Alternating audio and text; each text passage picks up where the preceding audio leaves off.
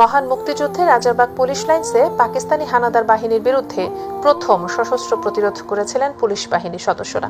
1971 সালের 25 মার্চ কাল রাতে হানাদার বাহিনীর হামলা প্রতিরোধ করতে গিয়ে সেদিন রাজারবাগ সহ রাজধানীর বিভিন্ন এলাকায় পুলিশের শতাধিক সদস্য শহীদ হয়েছিলেন, যাদের বীরত্বগাথা ইতিহাস আজও বহন করছে বাংলাদেশ পুলিশ মুক্তিযুদ্ধ জাদুঘর।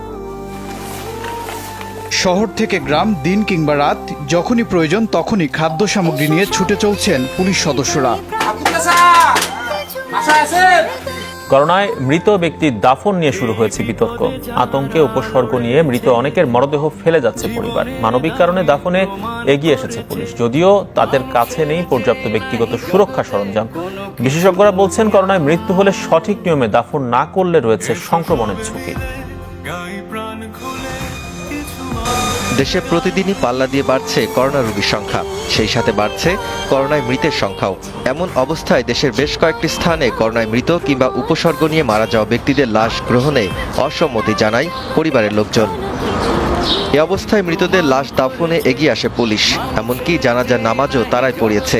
তবে বেশিরভাগ ক্ষেত্রেই তাদের ছিল না পর্যাপ্ত নিরাপত্তা সরঞ্জাম। বিশেষজ্ঞরা বলছেন, মৃতদের সৎকার কিংবা দাফনের ক্ষেত্রে বিশেষ ব্যাগে মরদেহ বহন ও সঠিক নিয়ম না মানলে সংক্রমণের ঝুঁকি রয়েছে।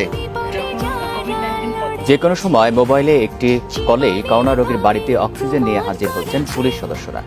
করোনায় শ্বাসকষ্টে ভোগা রোগীদের জন্য বিনামূল্যে এই সেবা চালু করেছে রাজশাহী মহানগর পুলিশ।